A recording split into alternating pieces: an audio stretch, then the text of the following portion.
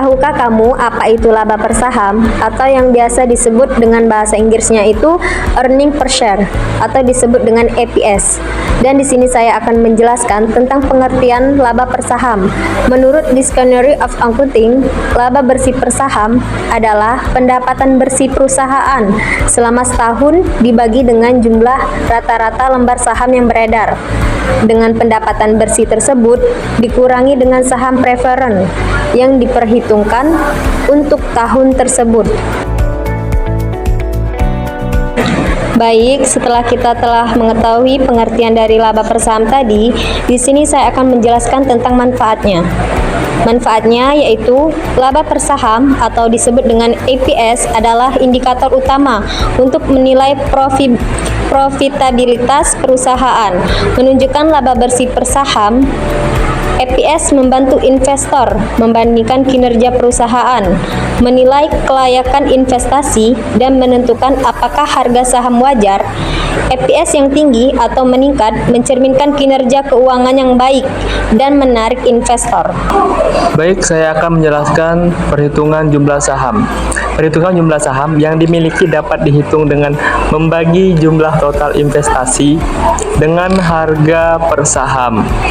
Misalnya, jika seseorang menginvestasikan 100 juta dan harga per saham adalah 50.000, maka jumlah saham yang dimiliki adalah 100 juta per 50.000 sama dengan 2.000 saham.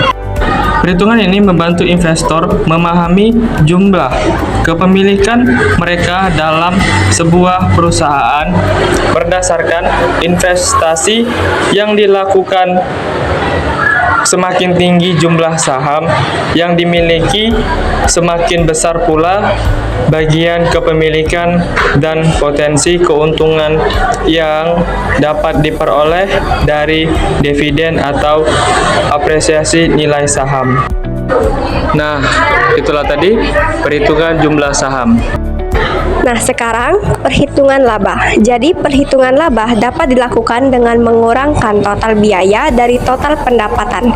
Sebagai contoh, jika sebuah perusahaan memiliki pendapatan sebesar 500 juta dalam satu periode dan total biaya sebesar 350 juta, maka laba perusahaan tersebut adalah 500 juta tadi dikurangi 350 juta sama dengan 150 juta. Oleh karena itu, laba yang diperoleh adalah 150 juta.